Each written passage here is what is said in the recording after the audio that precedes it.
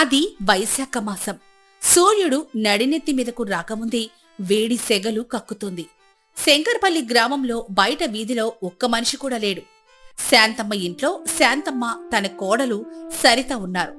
శాంతమ్మ హాల్లో కూర్చొని విసనకర్ర విసురుకుంటూ ఉంది. కోడలేమో వంట చేస్తోంది.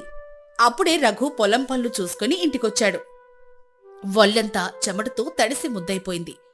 ఎండదెబ్బకు మొహం మాడిపోయి ఆయాసపడుతూ హాల్లోకి అడుగుపెట్టాడు. అబ్బా, ఏమెండ సామి, నిప్పులు పోసినట్టు పోస్తాండి ఈ సూర్యుడు. అమ్మా, కాస్త మంచినీళ్ళియే, గొంతు ఎండిపోతోంది. శాంతమ్మ వాలు కుర్చీలో పడుకుని విసనకరతో విసురుకుంటూ, వచ్చావా నాయనా? ఆ కొండలో నీళ్లున్నాయి, తాగు. గ్లాస్తో ముంచుకోకుండా మొంతతో తాగు, ఒలక బొయ్యకు. నేనిప్పుడు పైకి లేవలేనులే.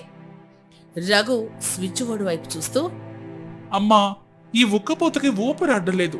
కనీసం ఈ ఒక్కసారికి ఫ్యాన్ వేసుకుని చెమటలు కారి కళ్ళు మండిపోతున్నాయి. ఆ మాట వినగానే శాంతమ్మ, వద్దురా రఘు, ఆ ఫ్యాన్ వేస్తే వేడిగాలి కిందకు దోస్తుంది తప్ప చల్లదనం ఉండదు. ఆ శబ్దానికి నా బుర్ర తిరిగిపోతాంది. పొయ్యి ఆ బావి దగ్గర మొహం గడుక్కురా, చల్లగా ఉంటది. అప్పుడే సరిత వంటింట్లో పోపు వేస్తూ మంట సెగకి తట్టుకోలేక బయటకొచ్చి, అత్తయ్య గారు, వంటింట్లో నిలబడలేకపోతున్నాను. కాసేపు ఫ్యాన్ వేస్తే ఆ గాలి అటువైపు వస్తుంది కదా.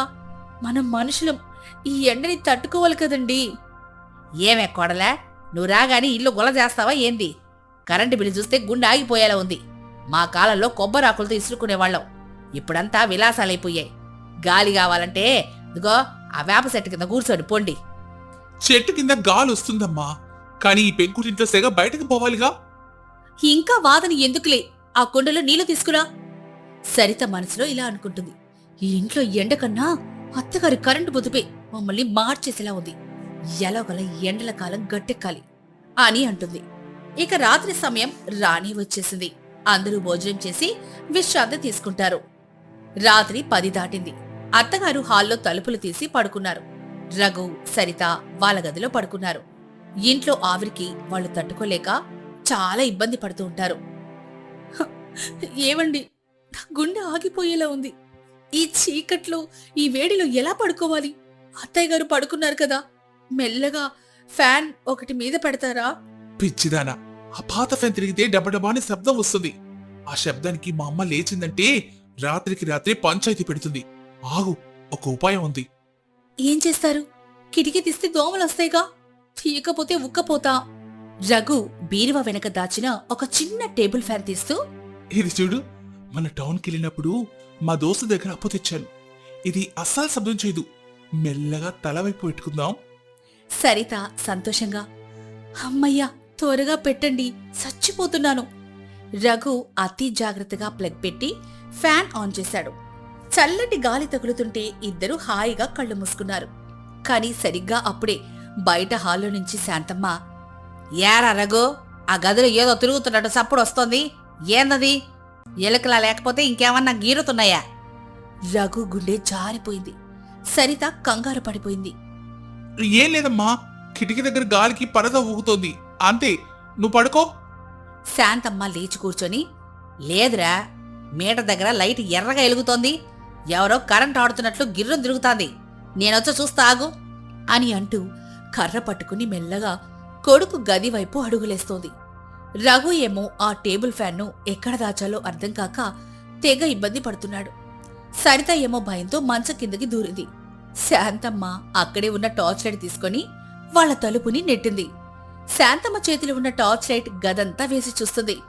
రఘుకి గుండెల్లో రైళ్లు పరిగెడుతుంటాయి. ఆ చిన్న టేబుల్ ఫ్యాన్ తిరగడంతో సన్నని శబ్దం వచ్చింది. అది విని అత్తగారు, ఏరా రఘు, గదిలో ఏదో ఏలేసినట్టు చప్పుడు వస్తోంది. ఆ కిటికీ పరద ఊగడం లేదు గాని గాలి మాత్రం తగులుతాందిరా, ఎక్కడిది గాలి? అది అది బయట నుంచి గాలి వస్తుందిలేమ్మా, నువ్వు పడుకోపో. నిద్రలో నీకు భ్రమలు వస్తున్నాయి. భ్రమలా? ఈ శాంతమ్మ కళ్ళు ఇంకా ముసలివి కాలేదురా. ఆ మీటర్ బాక్స్ దగ్గర ఎర్ర లైట్ మిలమిలా మెరుస్తాంది. ఎవడో కరెంట్ని జలగల పీల్చేస్తున్నాడు. అదిగో ఆ మూల ఏందా వెలుగు? శాంతమ్మ టార్చ్ లైట్ సరిగ్గా టేబుల్ ఫ్యాన్ మీద పడింది. రఘు ఇంక దాచలేక తల పట్టుకున్నాడు. శాంతమ్మ కేక వేస్తూ, ఒరే, ఇదేందిరా, ఈ చిన్న మిషన్ ఎక్కడిది? దీన్ని తిప్పితే బిల్లు రాదా? నా మాట జవదాటి ఇంట్లో దొంగతనంగా ఫ్యాన్ వేస్తారా? కోడలా, లే, మంచం కింద దాక్కుంది చాలు గాని లేచి బయటకురా. సరిత ఏడుస్తూ బయటకొచ్చి, అత్తయ్యగారు, చచ్చిపోతున్నాను. ఈ వేడికి నిద్ర పట్టడం లేదు. అందుకే ఆయన్ని బ్రతిమిలాడి తెప్పించుకున్నాను. దయచేసి తీయకండి. మీరేమి జావర్లే, మేమంతా బ్రతకలేదా? ఇప్పుడే దీన్ని తీసి పారేస్తా.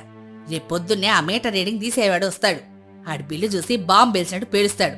అప్పుడెవడ కడతాడు? అమ్మా, నేను కడతానంటున్నానుగా. మరీ ఇంత పిసినారితనం పనికిరాదు.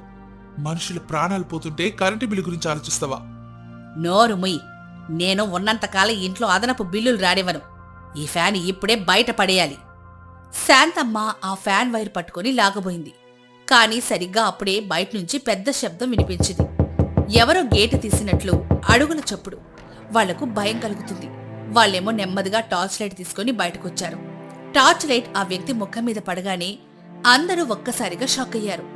వచ్చిన వ్యక్తి మరెవరూ కాదు, శాంతమ్మ అన్న కొడుకు, పట్నంలో చదువుకుంటున్న నరేష్. నరేష్ చేతిలో ఒక పెద్ద బ్యాగ్ ఉంది. మొహం అంతా అలసటగా కనిపిస్తోంది. అరే నరేషా, నువ్వేంద్రా ఈ టైంలో? ఎక్కడ్నుంచి వస్తున్నావు? ఫోన్ గీన్ చేయకుండా ఇట్ట అర్ధరాత్రి దిగావు? అతమ్మా, ముందు కాస్త నీళ్ళివ్వు. బస్సు దిగి నడిచొచ్చేసరికి ప్రాణం పోయింది. పట్టణంలో కాలేజీలు సెలవులిచ్చారు. అక్కడ ఎండలు తట్టుకోలేక ఇక్కడికి వచ్చేసా. పల్లెటూరు కదా, చల్లగా ఉంటుందని ఆశపడొస్తే ఇక్కడేందమ్మా నిప్పుల కొలిమిలా ఉంది ఇల్లు. రారా నరేషు, నువ్వే కరెక్ట్ టైంకి వచ్చావు.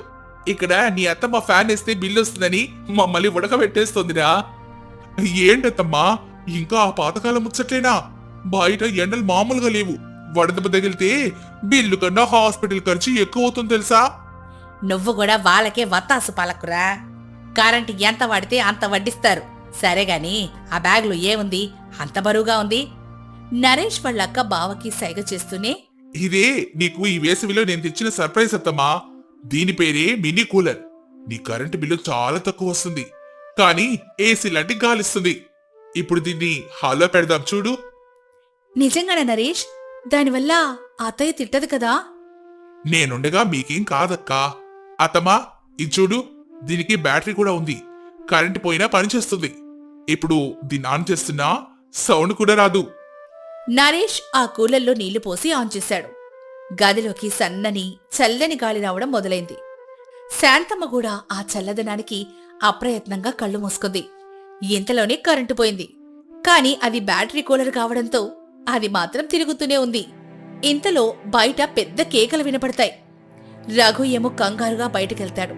అక్కడ పెద్ద పెద్ద మంటలొస్తూ గడ్డివాము తగలబడిపోతుంది. అమ్మా, మన వెనక సందులో ఉన్న నరసింహుల తాత గడ్డివాము మంటలకు అంటుకునిందమ్మా. ఈ ఎండలకి నిప్పురవ్వు పడినా మగ్గుమంటాది. అయ్యయ్యో పాపం, మోసలాయన. ఆ గడ్డిపోతే పశువులకి తిండెట్ట. ఒరే నరేషా, రఘు, త్వరగా పోయి సాయం చేయండిరా. త్వరగా పదబావా అంటూ అక్కడికెళ్తారు. అక్కడ అందరూ మంటలార్పే ప్రయత్నం చేస్తూ ఉంటారు. ఈ చిన్న చిన్న బిందెలతో మంటలు ఆరో బావా. నీ దగ్గర ఉన్న పొలం పప్పు సెట్ పైపులు తీసుకునిరా. మన బావి దగ్గర నుంచి పైపు లాగితే మంటల దాకా వెళ్తుంది. కానీ నరేష్, కరెంట్ లేదు కదా, మోటార్ ఎలా నడుస్తుంది?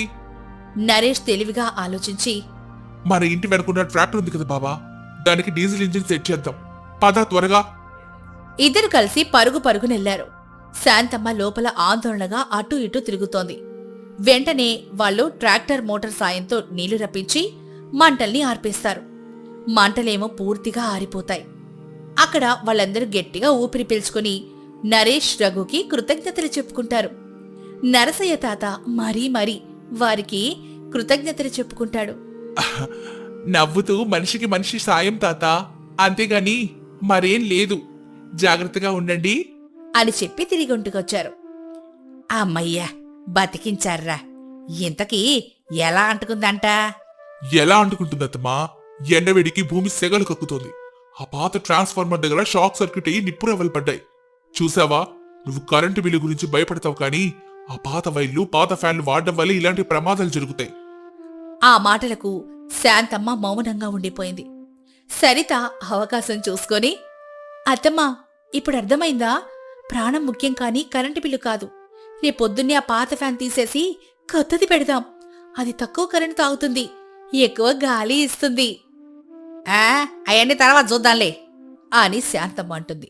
ఇక అందరూ వెళ్లి విశ్రాంతి తీసుకుంటారు. ఆ రోజు గడిచిపోయింది. మరుసటి రోజు ఉదయం నరేష్, రఘు ఇద్దరు కూడా బయటికెళ్తారు. కొంత సమయం తర్వాత శాంతమ్మ వాకిట్లో ఆటో ఆగుతుంది. ఆటో వెనక భాగంలో ఒక పెద్ద అట్ట పెట్టుంది. ఒరే నరేషా, ఏందిరా ఇది? ఇంత పెద్ద పెట్టి తెచ్చావు? ఆటో వాడు 100 రూపాయలు అడుగుతాడు. ఈ సామానికి వేలలో పోయాలి. మన ఇంట్లో ఉన్న పాత ఫ్యాన్లు ఏం పాడైపోయాయి రా ఇవి తెస్తున్నావు? అతమ్మా, ఇది ఫ్యాన్ అని భలే కనిపెట్టేశావే.